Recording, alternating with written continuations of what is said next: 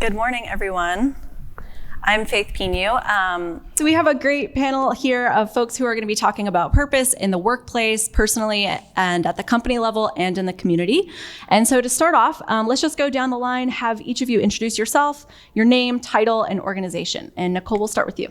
Great. Good morning. My name is Nicole Husband. I'm a Vice President of People and Culture at Warner Bros. Discovery, and I lead the team supporting Channing Dungey and the Warner Bros. Television Group. Hello, good morning. My name is Jerrold Coakley. I'm the Senior Vice President of Human Resources for Stater Brothers Markets, which is a regional supermarket chain. We boast 170 stores across Southern California. Hi, everyone. I'm Amy Baker. I'm the People Officer and VP for Activision Blizzard. We are the corporate function division of Activision Blizzard King that does Call of Duty, Candy Crush, World of Warcraft, and games like that. Good morning, my name is Octavius Black, not a name I chose or what I'm getting used to. And I'm a CEO and co-founder of a company called MindGym, which we started in my kitchen 23 years ago, because in London we can't afford garages. But we're very excited. We're now the largest publicly quoted behavioral science company in the world. We help organizations, most of the S&P 100, a couple of lovely people on this panel, and others deal with areas to do with culture, leadership, and performance. And most exciting of all today, we're launching our new research paper on well-being. So that is available for anyone who wants to find out more at our stand down below. Great. Matt Stone, I'm Senior Solutions Consultant with Attuned, helping managers make work more meaningful for their teams through intrinsic motivation. And my other job through my own company is I'm a leadership management consultant. I do a lot of work untangling complex conflicts and other issues at the Pentagon and in higher ed and in fintech and other companies. So it's really good to be here with you, and I'm excited for our discussion. Thanks. Lots of different and diverse perspectives here, which is going to make for a great conversation. So I just want to start very simple before we get into purpose and why this is so important.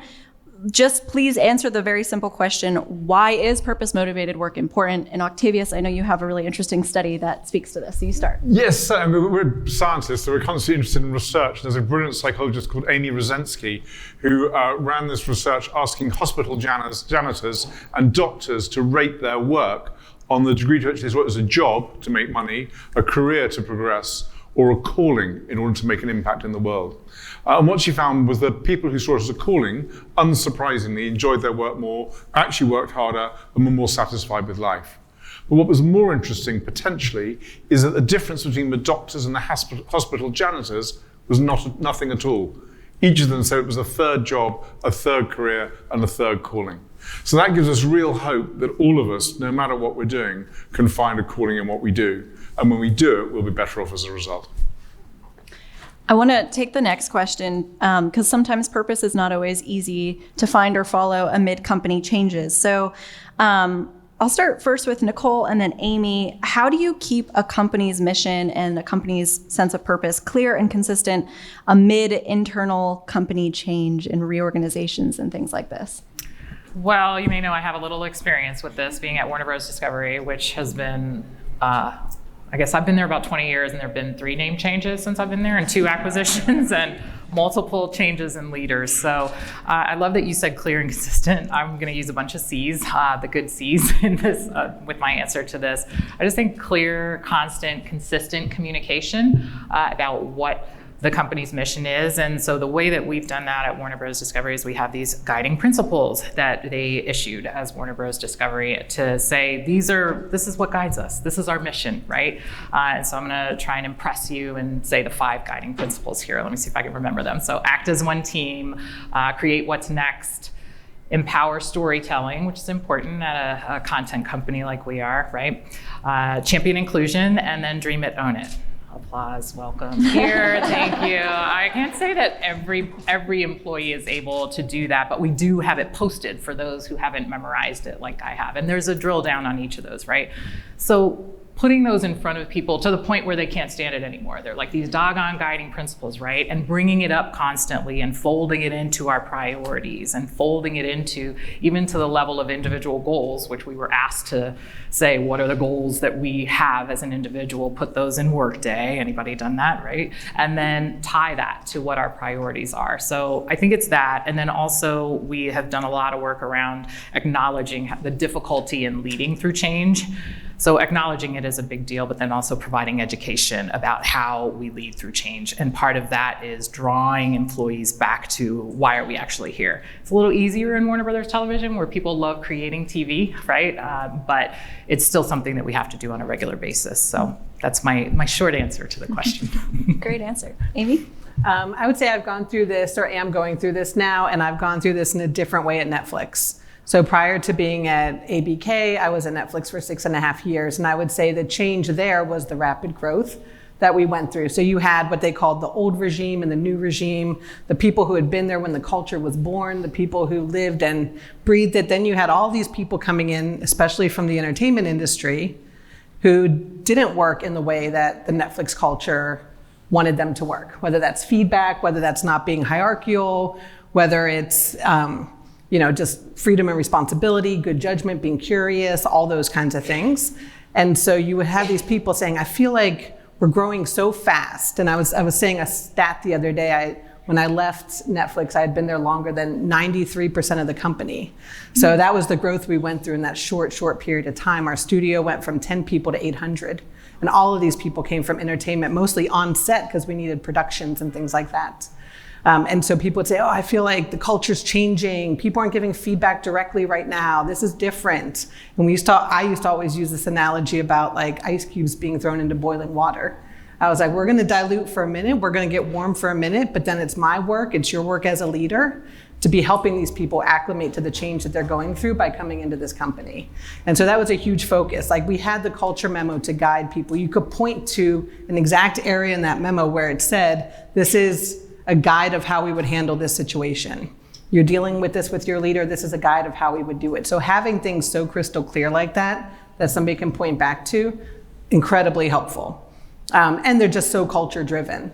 I'm going through it now at Activision Blizzard because we just got acquired by Microsoft, that little company, if you don't know it, it's tech, it's a couple people. And so that just closed about 3 weeks ago. And when I started with them last January, I think it was about January 18th, they announced the acquisition, 2022. And so we've spent the last 20 years in this ambiguous, is it gonna happen? We don't know if it's gonna happen. Should we even do our performance management? Should we not? I don't know, like we might be another company tomorrow. And so we've been working through that. And to what Nicole was saying, being super clear about what's happening next, what people can expect, has been incredibly helpful. My team is corporate functions. We're all the finance, the legal, the HR, the comms, like this is our group. And so there's more angst coming out of there than probably the game developers, people close to the IP. And so as I'm getting context, I trust my team explicitly. So I'm gonna tell them the things, I trust them to keep it confidential, but it's gonna help them get in the right mindset of like what they can expect the next week. Every day is going to be different right now. And so that's where I'm anchoring to, is just providing that context and being, I guess I'm diving in more on like the one-on-ones, how are you feeling, check-ins, because people are all over the place, super excited, super nervous. And so you gotta operate in that spectrum. I call it like the HR skeleton key. You gotta be able to open any door with people. And so that's been hugely helpful. That sounds like you added the C of communication to Nicole's list, right? Just making sure everyone's really on the same page. This next one, I'll start with Jerrold and then Matt and Octavius. Oftentimes employees come to work with their own sense of a calling or personal sense of purpose, and maybe that doesn't exactly align with what the company's mission or purpose is. So I'm curious, what do you think a company can do to meet employees where they're at and kind of engage with that purpose? And also, what is a manager's role in engaging that individual employee? This is where the paradigm actually needs to be flipped. Organizations tend to be very self-absorbed and flatly selfish. So it's all about our purpose, not about your purpose. But the more you engage in the conversation about what's important to you, you will find that alignment. And so the more that you know the organization is going to pour into you, then now that relationship is built. So the problem is organizations don't spend enough time investing in its employees to build the relationship.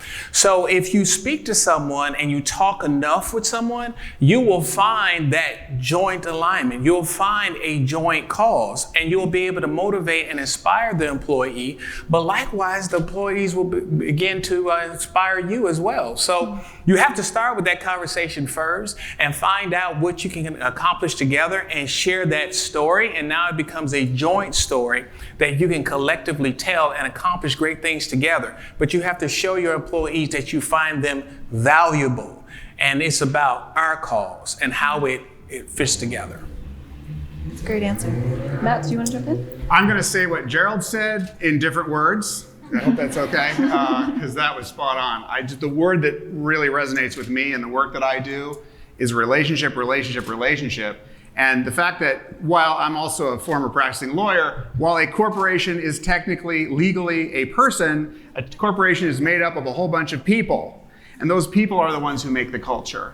So you can have all the memos in the world, but it's the people, we're tribes, we carry the tradition, the oral tradition, the manager telling you, this is how we do things here. And yet that person who just came on board could be creating a ripple effect that changes the culture ever so slightly. And it could be in a positive way if we're in the kind of relationship where there's a healthy, open dialogue going back and forth so that we're all learning together, no matter where we are in the hierarchy. And I think to a story back when I was 15, I got my very first job at a supermarket Nice. in Oregon called Roth's, run by a guy named Orville Roth. And he had a green bow tie and an apron. And the whole signature of that supermarket was that you would bag people's groceries and you'd walk them out to their car with them and you'd make small talk. I mean, it was great for a 15-year-old. I'm very shy, so it really brought me out. But I remember Orville would come in. He had a number of stores. And I was counting bottles. Like, I was the best bottle counter that we would do because I hated it. And they loved it. So I guess who counted all the bottles, right? So this got me some attention. And I was friendly with people. But Orville used to come around and he would introduce me to other customers as, Matt's going to be governor someday. Now here I am bagging groceries. I'm 15. But what I was getting out of that job was, he saw me for what I could be.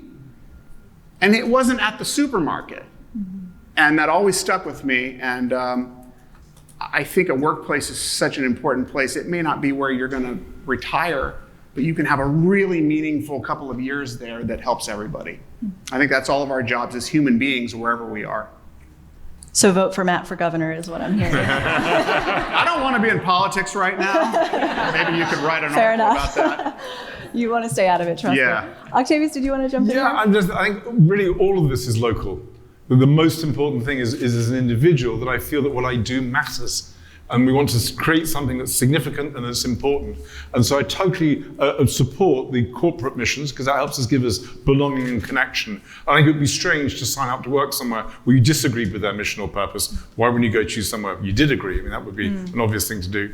But the thing that really matters is the work I've done today worthwhile? An experiment that a professor we worked with did was he got people to do a kind of word search exercise. And they got $2 for the first one and $1.80 for the next and $1.60 for the one after. And the first group, they wrote their name on the word search, they handed it in each time. The second group didn't write their name on it, they just handed it in. And the third group, it got shredded in front of them. So the interesting question was who kept going for longest and for how much longer? And what was interesting, the first group, the ones who wrote their name on it, they did on average 9.03 word searches. The second group, they didn't put their name on it, they still handed it in. They did 6.77. That's a 25% decrease. The ones that actually got shredded was only 6.3. It wasn't a massive difference from that. So not feeling noticed, not feeling recognized is incredibly important.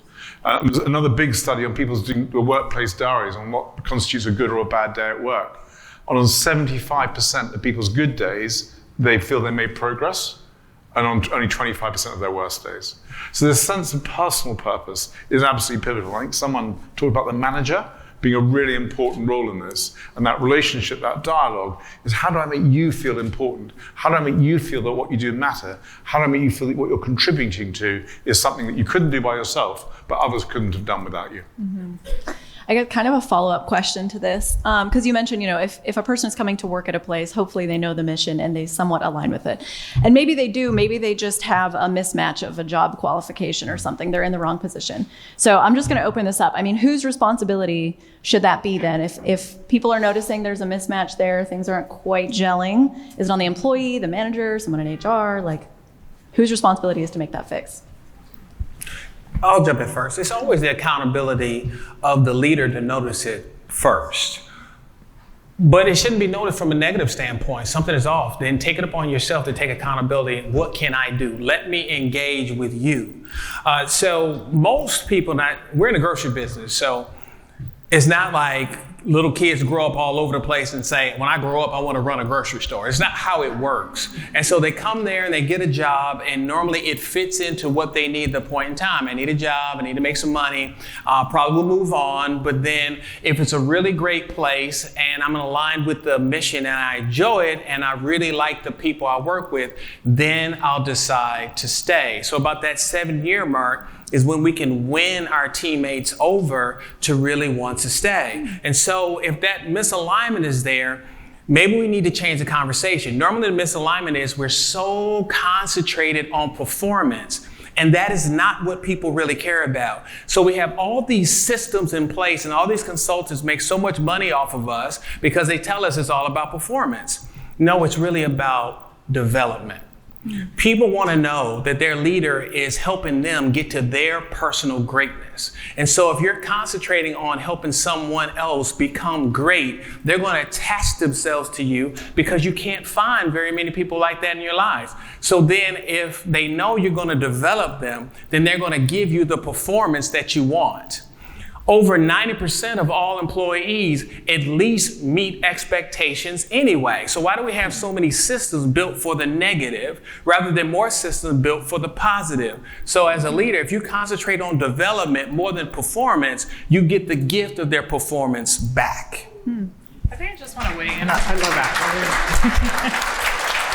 I just want to weigh in on something we're saying when we're talking about development. It feels like we're just kind of getting over the fact that a lot of that is listening, right? So when I think about your question, I think about, yes, the supervisor is involved. Yes, the onus is on the employee to look for opportunities too. And the onus is on talent acquisition and your HR person to help you with that, right? But a lot of the conversations around that should not be telling. And that's been my experience, right? Working for a lot of different supervisors and what I'm trying not to do as a leader, but more listening.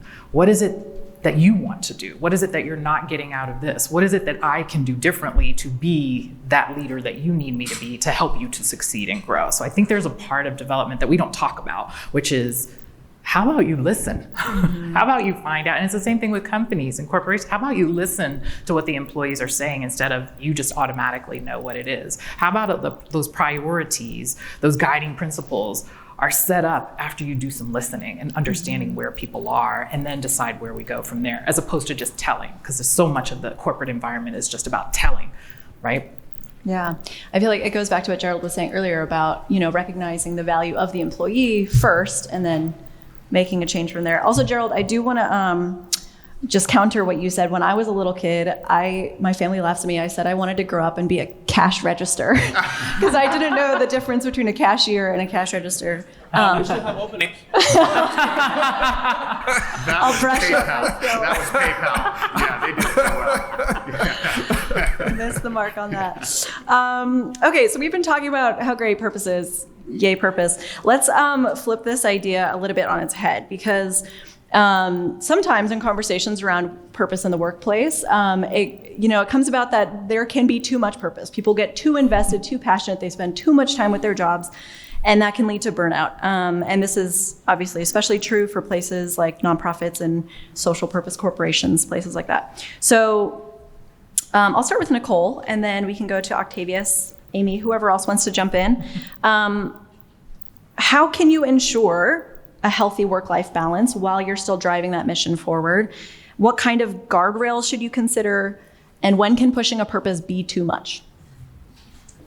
First, it's hitting me, this whole idea of a healthy work-life balance. I just think it doesn't exist ever. You are seeking constantly, trying to get there. And so I think the best that we can do, and I don't mean to bring everybody down, but what the best that we can do, or what we should do. First, when a couple of years ago, when we were more in media, there was a lot of discussion about burnout. What is burnout, right? Acknowledging it. What can we do to combat burnout? I felt like that was really helpful, to at least you're listening. I'm telling you I'm burned out in some sort of way. I'm showing up that way, or I'm saying that. So you're listening, and you're going to do something to acknowledge that, right? So we had a lot of resources around what is burnout, how do you combat that.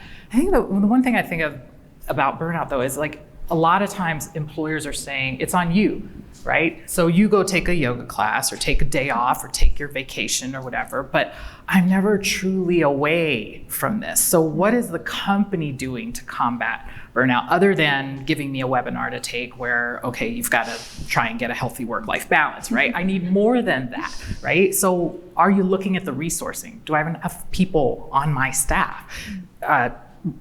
Are we set up in a way that makes it so that burnout is a likelihood, or it's a possibility that we can deal with because we are properly staffed? So I think the onus is not just on me as an employee to deal with my burnout, but on the leader and on the company to try and find ways to deal with burnout. And then a couple of other things. And I go to all the anybody here go to all the mental health, well-being things? Yes, I see people nodding, right?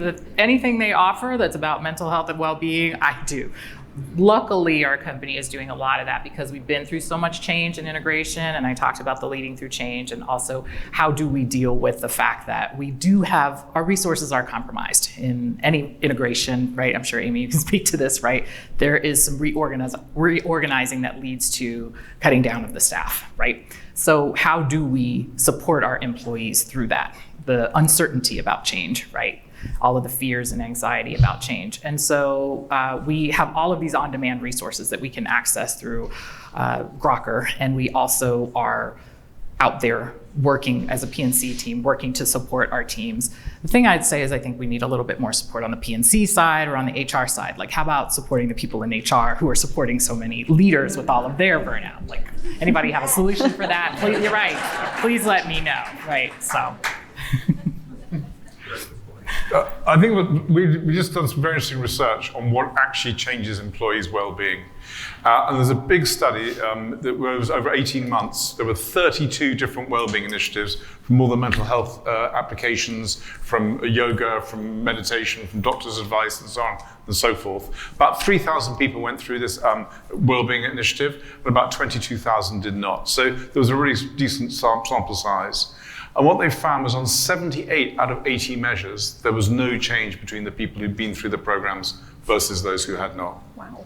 Which is only the BMI was the body mass index was the same, sleep was the same, mental health was the same. The two things that were intent to change weight and a little more physical exercise. The other 78 hadn't moved at all, productivity and so forth. So we thought this was really fascinating because we follow the facts. And we then looked at what is it that actually determines our well-being. And broadly, if you imagine 3 overlapping circles. There's the stuff that we're born with or that we have in early childhood, or genes that we've inherited. Then there's the bit that ourselves, our history. Then there's the bit that happens outside of work. You know, do we have a loving partner? Do we have a dog that we get on with? Does our soccer team win or lose at the weekend? All this stuff that is outside of work. And then we have the stuff at work. Is my boss an idiot or are they supportive? Yeah? Let's say Amy's smiling there. I don't know why she's smiling about that. But, and what happens is that most of us organizations are trying to change the life outside of work bit. So we get people to do more exercise or eat more healthily, all of which is good stuff. But the point is people don't listen to their employer on this, or they don't change massively as a result. So Nicole does all the self-meditation and mental health because you're interested in that, and you might well do it in any case. And the people who take up the corporate gym membership don't suddenly go, oh, I'm going to pump on because it's free membership. They're all the people who would have done it in the first place.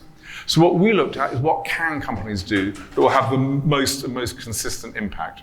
And this is really interesting. So we basically separated ill-being and well-being. Often we think of it like it's one axis, but just because I haven't got a broken leg does not mean I can run a marathon. I'm living proof of that. So we did 2 axes, well-being and ill-being. And ill-being you clearly want to be low, and well-being you clearly want to be high. So there's a terrible place in the bottom corner, high ill-being, low well-being. Those are people who are in crisis. They're about 4%. We did a big study of US and UK white-collar population. We definitely need to do blue-collar. We definitely need to go to other countries, but this is the starting point. Then you have those that are a bit better on the well-being, but still quite high on ill-being. They're struggling, they're about 14%. Then the next group up are the group called the fragile thrivers. Now, if you own that thing, if you've got something that's important, give it to a busy person.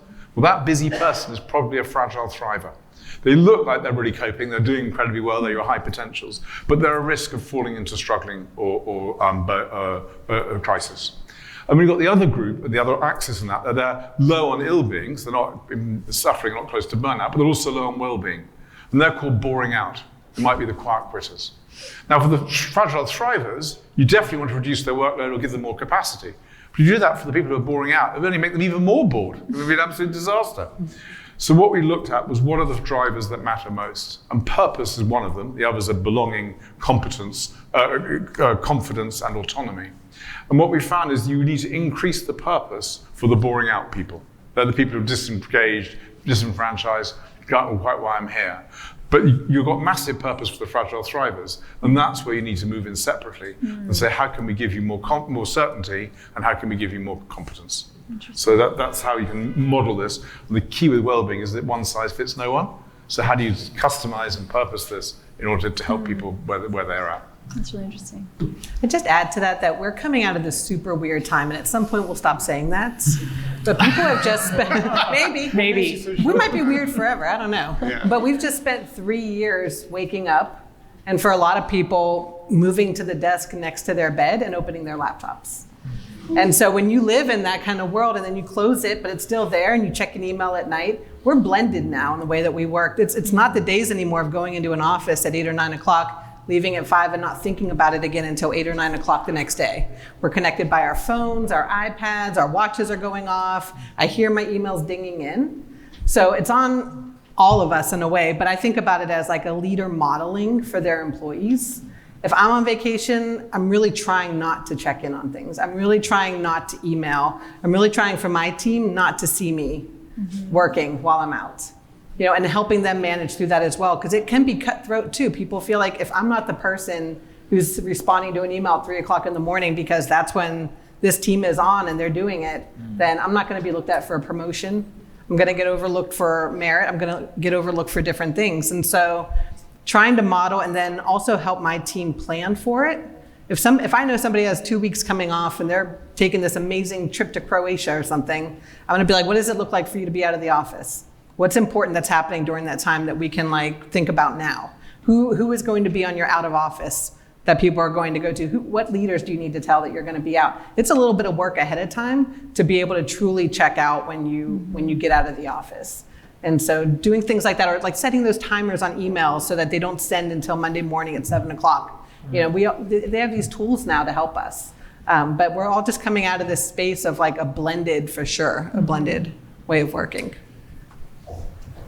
I was thinking about what everyone was saying, and thinking about a project I did earlier this year at a company, and we were trying to get deep into their engagement scores. And so I, participated in interviewing a whole bunch of people. And one of the top takeaways from those focus groups was, we have all these programs on paper and whatever, but the managers don't tell us about them, or they model behavior that's counter to what they're saying. So the audio doesn't match the video. And that's culture. It's like, oh yeah, we have, you could take time off. Sure. I took time off 6 years ago when I had my leg, operated on. I had a kid. But I was working from the hospital bed. But you, by all means, self-care. I have to go do an interview now. So it's like, there's a lot of that. But it's easy to pick on managers, but I really think the CEOs need to step in here, because the new manager class these days, and I heard this from old-timer managers who said, we used to have managers whose job was 80% actually managing people. And now they're doing their job. Oh, and they're a manager. And I don't know how you expect someone to do a full-time job and care and feed human beings. It's just so impossible to do that, to have the kind of relationship that it takes And I'll say the last thing, I saw some interesting data that Attuned put out on motivation. One of the top motivator trends in the last year that's changed is motivation around social relationships. And I think that desire to have connection with people. You know, if you're in a relationship, you're less likely to die from a disease because you have someone will pay attention to you and say, hey, my sister caught cancer on my throat. Huh. And because of my sister, I went and checked it out just because I was there with her. Well, at the workplace, who's your friend who's going to be like, hey, I think you're suffering? And you know, we really need that kind of humanity baked into the structure of the organization and the culture. And that takes a CEO and executives who model that behavior so that their managers don't just say the words and then they're modeling what's coming from the top usually. So it's on all of us, I think, is my point. Thanks. Yeah, I think burnout can definitely, it's a cultural trickle, right? It comes by leading by example. Along these same lines of kind of coming in maybe without a purpose, I was thinking about, and this I'm opening up to everyone, so start thinking. I have a family member who shall remain anonymous, who like just very openly does not want to have a purpose with her work. She makes really good money. She's like pretty high up in the medical field. And her thing is like goes in, collects a paycheck, clocks out, does not think about work outside of work. She's turned down promotions. She's turned down leadership opportunities. She's great. Like people love her, but she's just like, no, I'm not here. I don't want to engage with the purpose here. So the question in this is, what do you do with employees like this family member who don't want to have purpose at work, who just kind of want to clock in and clock out? How would you engage with them, and do you have to engage with them? I feel like thinking, only easy question. Let it be. Like there's new Beatles song that's going to be coming out and a whole documentary on it. But like, in order to make a team, like you're thinking about a baseball team, right? Like everyone is not the person that hits a home run. You can't have all star hitters, all star pitchers, all star whatever it is. You need all these different types. So what's wrong with a person who is like, you don't have to worry about me. I'm going to come in. I'm going to do the job. I mean, I want somebody on my team like that. That's not like, when's my next promotion? I just started 2 weeks ago. I'm ready. When do I get your job, right? We don't want everybody to be like that. So we just went through this whole, like using the 9 box and talent evaluations. And some of our leaders were so reticent to put someone in core talent. What's wrong with being core talent? What's wrong with having a lot of core talent? There's nothing wrong with that. I don't want all superstars who are every day so ambitious and trying to do that. I actually want a team made up of nobody on that bottom row, right? For those of you that know the 9 box, but somewhere in the top 6 boxes sounds good to me. So everybody doesn't have to be the top talent wins my next promotion. I just see nothing wrong with that. And I too she's more of a friend sister than a family member, but she's not in any organizations. She works her job. She takes her vacations. She loves her life. What am I doing wrong? I'm always on a panel at some group, at some meeting or whatever. Like her life sounds pretty good to me. And they want to make her a partner at her law firm. I'm a former lawyer too. And she's like, no, thank you. Yeah. Just keep my paychecks coming. What's wrong with that? So I'm going to say I'm with your friend. I think it's all right. Do we have any counter? Yeah. Okay. I'm not a counter. I'm not a counter. Amy and then Octavius. Go ahead. I was going to say, I think it depends also if you're an independent contributor versus a leader, because a leader does have to somewhat be the cheerleader for that team. And so if they're not drinking the Kool-Aid of the company, and I don't mean that in like an extreme way, but if they're not like pumped about the mission, if they're not there to like really get on board with it, then it can impact the team because they're a model or, a role model. I had friends doing the same thing who work at certain studios around LA, and I know they're amazing people. I know they're trustworthy. I know they're really great functionally at their jobs. And when I was at Netflix, I would be like, we have this position open. And they're like, I don't want to work that hard at culture. I don't want to be judged if I'm not curious or something. And they were taking it to their own extremes. But they were like, I do want to come in and be great at my job and leave at the end of the day. They didn't lead people. They didn't have to have that extra element to it. But I have people like that now on my team, and I'm really pleased with having them there. To your point, they're doing their great job. Mm-hmm. Well, and that kind of goes back to our last question, right, about burnout. Like if they are happy at their jobs and doing things outside, they're going to be probably more productive inside. Octavius. Yeah, I don't have to drink the Kool-Aid at all, but my experience with 5 million people I've worked with over the last 23 years is that everyone wants to feel that, well, they've done something that matters. And so my suggestion, your lawyer may not want to feel a partner for the firm, may want a work-life balance, but probably cares about their client, probably cares about doing a good professional job, probably cares about their code of ethics. So most of us, but pretty much everybody, cares about something. So the question is, how can you help people find the thing they care about come to life at work? And I think that's possible for all of us. And it's up to our leaders, our managers, us as HR professionals to ignite that passion that people have for something and bring it to the workplace. So this is our last question. We just have a few minutes and then we'll go down the line, starting with Matt. So we've talked a lot about individual and company purpose. I want to bring in kind of the community aspect here. How can a company's sense of purpose go beyond its business to encompass the larger community to the benefit of both the workers, the company, and the community? Matt, we'll start with you. Small question to end with. Only easy. It's really a 3-step plan. I mean, it's just my philosophy that if you're not, you live in an ecosystem. We all live in a community. If we muddy up the community, it may not get me tomorrow, but it's going to get me eventually. And so companies are people. People live in the community. So you're already in the community. You don't start off as separated from the community. You're in it. And then the question is, what are we going to do as a member of this community? Are we going to contribute to making it better, which will in turn give me happier employees, better prospects for new employees, our brand, and I will say the trend lines now with early career professionals and the young people coming in now, the data I've seen, both anecdotal and otherwise, shows they want to know that you're doing something good for the world. So it's very good for business to be investing in community these days. So if you don't do it for any other purpose, and now how do you do that? I mean, you need to figure out what your culture is and what that cultural translation to doing good translates to. It could be days off to volunteer, or it could be, if your company does a particular service, getting creative about where that could help. And I could see dedicating a certain percentage of time to, hey, let's take our innovation. How could we could help an underserved community with this, for example. You're going to win financially doing that anyway, so it's a win-win. But there's so many things. It's just really being intentional about it and baking it into your culture. Yeah. Well, I'll tell you what we've done is, to Matt's point, we wanted to use our strength. We're a team of psychologists, and what we identified was that the single factor that most affects your life chances, other than where you're born and the physical environment you're born in, is the quality and nature of the parenting that you have.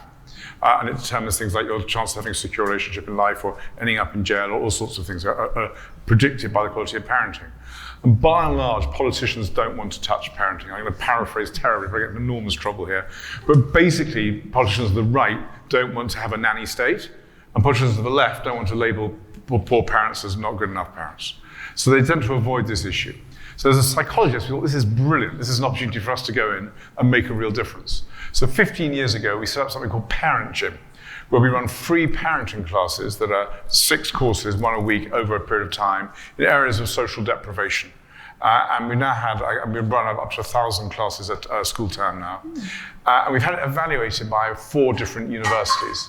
And one of them found that 3 different measures, not only did it improve parenting self-efficacy and childhood outcomes, but it also improved the mental well-being and stress levels of the parents themselves. So their mental health improved as a result.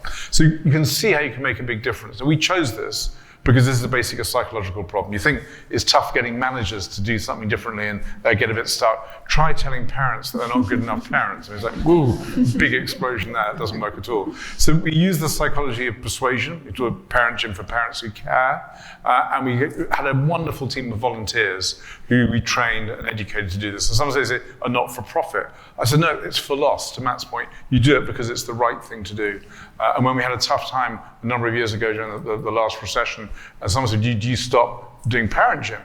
And I said, well, the question is parent gym an item of clothing or is it a limb on your body? Because if it's an item of clothing, you take it off and you stop it. But if it's a limb on your body, you don't cut off your arm. And so we kept it because it's part of who we are. So I feel very strongly that we absolutely need to give to community, we play to our strengths, and we make best impact that way.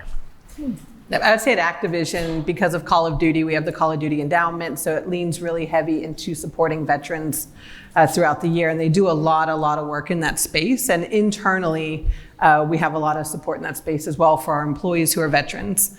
Separate to that, between our employee resource groups and just teams that are passionate about different things, we really allow people the freedom to focus on the things that they're passionate about. Some people are really passionate about recycling and composting, and they want to make sure our office is as good as it can be. And so we're open to that. Like, make us better. You're the expert in it because you're studying it.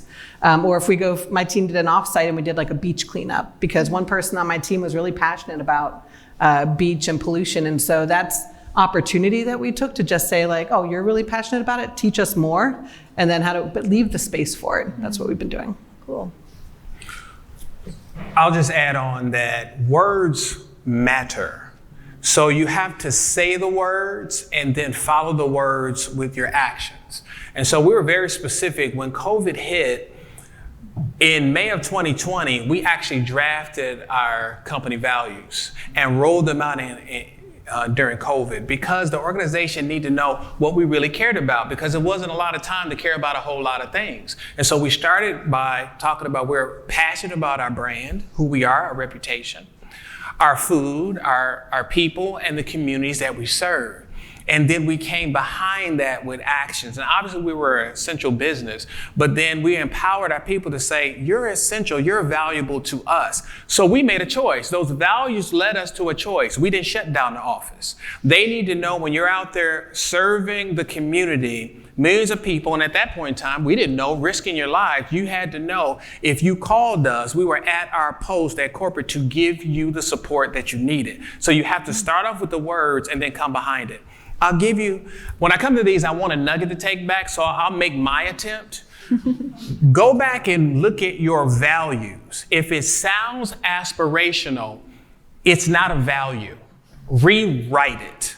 So your values are the minimum expectations that you will tolerate within your organization. You have to be very clear. So when you come to work with us, you can expect this. So I'm going to actively listen to understand, not just to respond. If you don't see me doing that, you need to call me out on that. It doesn't matter what level.